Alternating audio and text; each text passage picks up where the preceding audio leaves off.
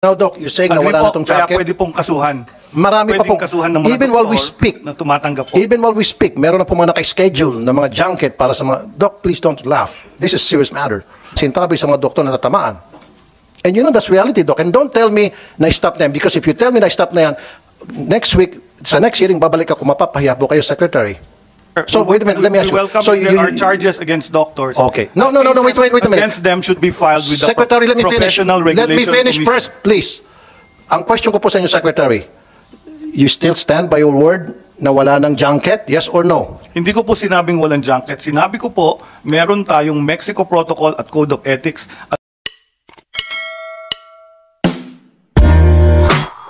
Secretary ng Department of Health pertaining dun sa bullying sa mga doctors sa mga ospital. Okay. So, meron na ho ba tayong development dito, Secretary Herbosa? Yes, Senator, Mr. Chair. Gusto ko sana i-update yung meron 2 cases of suicide allegedly related to bullying. Kinonfirm po ng ating director ng East Avenue Medical Center na yung kanyang ad hoc committee inimbestigahan at hindi naman po related doon sa wala daw bullying na nangyari doon sa 2 suicide cases. Yung duties nila were really their duties as first years pero may mga personal problem pala yung dalawa. Okay. And the families are not pursuing any case of Okay. bullying against the hospital. So parang We're close talking na sa about kanila yun. sa Quezon City at sa kasama nila. I did not mention the name of the hospital, pero ikaw na nag-mention. So meron pa sa Manila. Kasi ang nakarating sa akin, mismo from the hospital staff, ito raw po yung mga first year na mga doktor nagtitrain sa ospital na yon, na sila ay nabubuli at hindi na lang doon nila makayanan yung pressure, yung pamamahiya. That's why they committed suicide. So you said not related doon sa trabaho, personal matters, yung sa Maynila at maging sa East Avenue. Yung sa Maynila, sir, well, this is the one from the University Hospital. Wala tayong jurisdiction doon, pero ang sabi sa akin, 10 years old na raw yung report na case na yon. So ang family decision then about the suicide is they don't want to be investigated. Sige. So and then para sa Yung sa information UST lang, po, Doc, na Yun, ni-rape ng kanyang senior. ay hindi ko na follow up yun kasi legal may case yata yun, Okay. sir. Sige. Sir, for your Investigated, information, Doc. ang isa is on the reiteration of the rights of healthcare workers against bullying, harassment, and discrimination. So may draft kami, we will provide your office with a copy of this draft. And the other one is, nag-survey kami sa mga hospitals namin. We found kung may mga nagre-report.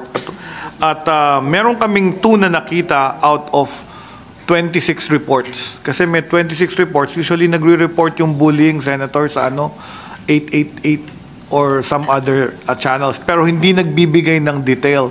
So our problem is we have like 26 na ni-report na bullying daw, pero pag investigate walang detalya. So ang hirap mag-forward except for 4 cases. So may 4 cases kaming inaksyonan din at may mga findings yung aming team. So may sistema na po. Ang bali sasabihin ko in short is that para anyone that is being bullied in any of our hospitals can address grievance to open kami sa Department of Health that they can complain to us. So meron po kayong hotline, sir, Ma- that they can call kahit na in confidence and then ma-actionan po ng DOH. May hotline Kasi po tayo. more often than not, these victims of bullying, doctors victims of bullying, itong mga first year sa residents, takot po sila magsumbong dahil baka sila po'y mabalikan at lalo po silang ipitin. Sige sir, i-announce na lang namin yung hotline namin. Although meron kaming available for mental health. Meron kaming hotline. Do you have na that in your website, sir? Nakalagay doon yung cellphone number or telephone number Palalagay ko po. or email? Ilalagay po natin para Ilalagay nyo pa lang po. grievance, opo. At matagal na po yung nangyari itong pangbubuli So, po sa ang mga aming doktor. crisis The reason why, hotline- sir, excuse me, para maintindihan po natin lahat dito, the reason why I'm raising this issue, for me, this is really important. Marami na po akong natatanggap na mga complaints from patients sa mga public hospitals na nasisigawan, napapagalitan, na nabubuli po ng mga doktor. And mostly these doctors sila yung mga residents, yung mga first year, second year. Bakit ganun sila mag-akto. Kasi biktima rin silang pambubuli. So yung ginagawa sa kanilang mga seniors, pagdating doon sa ER, pagdating doon sa floor, ginagawa nila sa kanilang mga pasyente. Do you understand po, Doc? Yes, Mr. Chair. And do you agree with me na ganun po usual ang nangyari? So dapat po, we have to take care of our doctors. Para the doctors will take good care of the patients. Okay. And then, follow-up din po, meron na ba kayong ginawa doon sa sinasabi ko na magpaskil sa lahat ng mga ospital, yung patient's rights and doctor's rights as well? Yeah. Has that been done? Yes po, yung sa East Avenue, meron na silang pinadala sa aking mga poster on bullying and rights. Tapos meron din kaming number na, yung number ng aming crisis hotline is for Doc, 1553. sa mga ER, dapat may nakapaskil na mababasa po ng mga pasyente, ano po yung mga karapatan ng mga pasyente, ito po yung mga karapatan ninyo. Hindi kayo pwedeng palayasin kung wala kayong pera, kailangan gamutin muna kayo, etc. etc. Ginawanan sa East Avenue po ito. Good. So nag-post na sila, tapos Very good. Huwag lang po dapat sa East Avenue, sa lahat po dapat ng Lahat po. ospital. Not only public, pati private po. Para malaman po ng mga pasyente kung ano po yung mga karapatan nila. Sige po, we'll issue an administrative order to make notices sa emergency rooms. About Can the I patient get a copy of that administrative order once Yes, sir. it's issued, sir? rights. Yes, sir. We will submit to your office. Okay. So, doon sa bullying, Yung sa bullying, may stop repeat na? ko lang po yung hotline, crisis hotline 1553. At may cellphone number kung gusto nila, 0919-057-1553 or 0917-899-8727. Okay. Sige po. Basta next hearing po, gusto ko po makakita ng memorandum from you instructing all hospitals na kailangan magpaskil na ng mga patients' rights, even doctors' rights, para maging aware naman po yung mga pasyente, especially sa mga public hospitals. Okay, so okay Yes, Mr. tayo Chair, dyan, Doc. we will comply. Now, another observation that I have, Doc, that I had in the past, bakit po sa mga ospital ang mga gamot ay mamahal? Especially po when it comes to inpatient. So, hindi po nabibigyan ng option ang pasyente kung ano ibibigay sa kanila, yun na lang po talaga ang tatanggapin nila. At bakit po branded? Dapat po pag sa mga public hospitals, habang maaari, dapat yung mga gamot na kinikerry po ay generic. Do you agree with me, Doc? Kasi most of the patients that goes to the public hospitals are poor. So why give them branded medicines? Agree po. Usually po, ang procurement of medicines in public hospitals is by public bidding, 9184. At kuminsan, ang nananalo po ay yung branded. But most of the time, alam ko, generic ang mas mura. So yun ang nananalo po. Kaya nga po, Doc, so bakit nyo ipapayaga mag-bid pala ito mga branded kung sila'y mamahal? I'll give you an example, Doc. I'll give you an example. Ito, Doc, Secretary, I'm sorry, I've been calling you. Anyway, doctor ka naman din, ano? Oh, good, tama lang. Tramadol, this is a pain medication if I'm not mistaken, right? Yung branded, 128 pesos and 50 cents. Yung generic, 9 pesos and 75 cents. You see the big difference, Secretary? So now, ito yung nakakabulabog. And I know this for a fact because I've been a patient several times at different hospitals. Sa mga inpatient, kung ano ibibigay sa pasyente ng doktor, yun na yun, iinumin ng pasyente and then i-charge na lang. Diba? Without asking the patient first na ang ibibigay namin sa iyo ay branded. Okay ba sa iyo? Or ang bibigay namin sa iyo is generic. More often than not, wala nang question. So kaya nga, tulad nitong sinabi ko, Tramadol, ang laki ng difference. Although siguro, i-charge nito sa PhilHealth, pero PhilHealth is government. So nasa-short change pa rin yung gobyerno. So my point is, dapat sa mga public hospitals, wag na ho tayo magbenta ng mga branded. Yung generic na lang. Existing na po yung executive order on the use of Philippine National Drug Formulary or generic drugs sa public hospitals.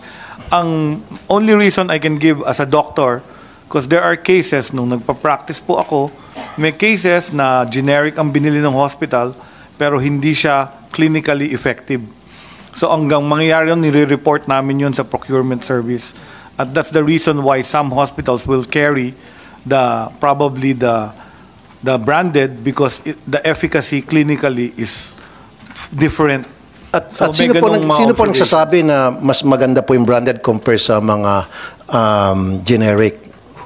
Hindi ko sinasabing mas maganda. Merong Hindi, yung clinical sabi niyo po effect. efficacy. So may Oo. clinical study po. Yeah, because sometimes, pag nagpa-practice ka, binibigay mo yung generic, yun ang binibili ng pasyente No, sa you, hospital. I mean, Secretary, you said may clinical studies na mas effective ang branded kaysa generic. Hindi Can ho- I see those clinical hindi ho- studies? They're the same. As long as the bioequivalence and bioavailabilities are the same. So Okay. yun ang problema. Not all drugs are created the same. So even if they're generic, doesn't mean may potency. Kung minsan, yung percentage of the available active component is also lower. So yun yung mga problema po. Sometimes it's cheaper but the quality is not that good. So tama naman, generics and branded should be the same. However, may manufacturing, yung iba nandadaya. Meron pong gano'n, nandadaya yung percentage, gagawin 90% lang. So yung efficacy, kitang-kita nung doktor, hindi ko nawawala yung pain ko. Kaya nga po nandiyan Senator- po kayo para ipascreen niyo po sa If I sa may lang FDA. po, Senator Rafi, bakit pumapasok sa utak ng Pilipino o kahit saan na, for example, ayoko ng pangalanan yung brand, bakit mas prefer nila yung branded kesa dito sa mga ordinary na generic? Yun ang naka-mindset na sa bawat isa. Bakit po ganon as Secretary of Health? Hindi ko alam kung patient po yan. Ano? At usually, may tawag sila, yung hiyang sa kanila. Like if you're taking certain medications, magpapalit ka, mas mura, generic. Pero makikita sa monitoring, hindi tumababa yung sugar mo, hindi bumababa yung blood pressure mo. Yung doktor mismo, ibabalik ka dun sa gamot na inumpisahan niya. So sometimes, it's really yun yung sinasabi kong clinical outcome. So yung doktor, binabantayan ko kayo sa clinic, pareho nireseta ko sa'yo, generic. Ang gagawin nun, mag-i-experiment siya, ibabalik ka niya sa branded, and then makokontrol Okay, yun. if So I ito yung may- mga sinasabi kong differences. Secretary, kung ganun pala, meron kayong mga findings, clinical studies, na halimbawa yung isang particular gamot, hindi siya effective kumpara sa isang branded, dapat meron kayong mga listahan na yan, and the public should be informed, and through the FDA. Di ho ba? Yan po yung Hindi yung sagot dun kayo sa lang tanong po nyo. nakakaalam noon. Mr. Chair, yan po yung sagot sa tanong nyo kung bakit may mga branded sa public hospitals. Kasi ibig sabihin nun, baka the previous year, yung supplier hindi maganda. Hindi lang po sa mga iniinom na gamot, sometimes sa anesthetics, may nakikitang ganito. Tinurok, hindi nagka-anesthesia. So, the next year, hindi nabibili nun. So, for safety, kung minsan bumibili po yung public hospital noong branded. So, yan Doc, po ang... pwede makasingit? I'm not saying you're lying, pero I'm saying na half-truth yung mga sinasabi ninyo. I'll tell you why. Bakit piniprefer yung branded sa mga ospital, sa mga pharmacy, bakit inireseta. Kasi nga po, may tinatawag na junket. Alam niyo po yon. Yung mga doktor, gino-good time ng mga pharmaceutical companies sa mga seminar, sa abroad, schooling, free airfare, business class, hotel accommodation, food, entertainment, etc., etc. And we're talking about the millions of pesos or even dollars. Now, syempre, ito mga pharmaceutical companies, hindi ito manlilibre, mag-good time ng mga doktor nang walang kapalit. What's in it for us? You scratch my back, I'll scratch yours. Ganun po yun. Kaya itong mga doktor, magreseta sila ng mga branded kasi yun ang nag-good time sa kanila. Yung generic na hindi nag-good time sa kanila, hindi nila reseta. You follow me, Doc, sir? Meron po tayong tinatawag na... And that's unethical, right? Meron po tayong tinatawag, Mr. Chair, na Mexico Protocol, and the Philippines follows this professionally. All professional organizations are supposed to not accept yung ganitong gifts from the pharmaceutical industry based on the Mexico Protocol. At tayo po ay signatory and all professionals are expected Okay. to do so. Kung meron pong makitaan na ganitong kalaman, kinakasuhan po yung pharmaceutical company at pine-penalize sila. So meron silang penalty from their own association, the Philippine Association of Pharmaceutical Industry. So nagse-self-police sila dyan among them. Pag kami nagja-junket, yung junket po nung araw, kasi since we have accepted the Doc, sorry, Mexico hindi ko na Protocol, matiis po. Doc, were you born yesterday? Hindi po, alam ko yan, nangyayari yung junket nung araw, pero sinasabi ko No, po Doc, ngayon nangyayari. in our- You want me to prove? Oo, pero kasuhan natin sila, sir. So, meron tayong avenue to file cases against these people with the pharmaceutical industry, lalo na yung mga pharmaceutical na gumagawa ng mga gifts. Gifts like this should be declared as donations to the hospital or donations or grants to educational institutions. So, kung junket siya, pwedeng kasuhan yung cases ng mga yan po. This practice violates the code of ethics of the medical profession for doctors because, number one, it affects their autonomy in giving the best and most affordable health care to patients. Number two, in a way, exploits patients for the doctor's personal gain. Number three, does not improve access to equitable health care. Now, Doc, you're saying na Agree wala na po, itong kaya jacket. pwede pong kasuhan. Marami pa Pwedeng pong, kasuhan ng mga even while we doktor speak, na tumatanggap po. even while we speak, meron na po mga naka-schedule na mga junket para sa mga, Doc, please don't laugh. This is a serious matter. Even while we speak, sir, even while we speak, may mga naka-schedule na po, punta sa US, sa Canada, sa Australia, kung saan-saan bansa. Doc, let me finish. Let me finish. And I can prove this from doctors. May mga doktor po ako nagsusumbong sa akin. Ito yung mga babait na doktor na hindi sila pumapayag, hindi sila tumatanggap. Even while we speak, may mga naka-schedule na po. As far as December na. Kuminsan, yung Las Vegas, yung isang hotel dyan sa Las Vegas, punong-puno yan ng mga doktor from different countries, kasama dyan Pilipinas. Libre po yung airfare, libre po yung hotel accommodation, libre yung registration, libre pa pati pansugal sa casino. Now, yan yung dahilan kung bakit matataas ang presyo ng mga gamot dito. Siyempre, yung mga pharmaceutical companies, kailangan nilang kumita din, bumawi. Tataasan nila yung presyo ng mga gamot nila. And that's the reason bakit itong mga doktor, hindi naman po lahat, na mag-issue silang reseta, magreseta silang gamot sa kanilang mga pasyente without putting the generic conversion equivalent. Kasi dapat, di ba, maglagay sila sa reseta yung branded and then sa baba, generic or the other way around. May mga doktor na gumagawa niyan, pero may mga doktor na wala, hindi nilagay yung generic name because busog-busog sila doon sa pharmaceutical companies na nag-good time sa kanila, pasintabi sa mga doktor na tatamaan. And you know, that's reality, Doc. And don't tell me na stop na yan because if you tell me na stop na yan, next week, sa next hearing, babalik ako, mapapahiya po kayo, Secretary. Mr. Chair, So, wait a minute, let me ask you. We welcome So, if there you- are charges against doctors. Okay. No, wait a minute. Against them should be filed with the Secretary, let me finish. Professional Let me Regulation finish Commission. first, please. Ang question ko po sa inyo, Secretary, you still stand by your word na wala ng junket? Yes or no? Hindi ko po sinabing walang junket. Sinabi ko po, meron tayong Mexico Protocol at Code of Ethics. At kung may kaso na doktor at pharmaceutical na nagva-violate nito, pwedeng mag-file ng kaso. Yan po ang sinabi ko, Mr. Chair. Then, it is your job dyan sa DOH para to find out bakit nangyayari pa rin ito. At kung nangyayari ito, then sampa kayo ng kaso. Meron na ba nasampa ng kaso? Wala. Yes, Mr. Chair, this is practice of medicine. The regulation of the Department of Health by law is the facilities. The practice of medicine is under the Professional Regulation Commission, Mr. Chair. Kaya nga po, with DOH and Professional Regulation Commission, then kasama ho kayo dyan, may coordination, then sampahan nyo po ng kaso yung mga dapat sampahan ng kaso. Yes, dapat sir, may we will masampuan. coordinate. In fact, we have filed cases. In fact, when I was undersecretary, we filed a case against a DOH hospital doctor for having accepted a gift from a pharmaceutical industry. And you recognize, Doc, na this is rampant, right? Kasi if you said no, then I'll say you were born yesterday. I never said no, Mr. Chair. And I also never said it's not rampant. So, wala akong So knowledge. you agree with me na it's rampant? Na it's Wala happening? akong knowledge if it is rampant. Then you should, But I know for a fact that it's happening. the regulations are there for people to file cases against I know that doctors there's regulation, and sir. erring pharmaceuticals. Sir, I know that there's regulation. You and I know, and I have this paper to prove it. But what I'm trying to point out here, there's regulation pero hindi na-regulate. There's regulation pero hindi na-implement.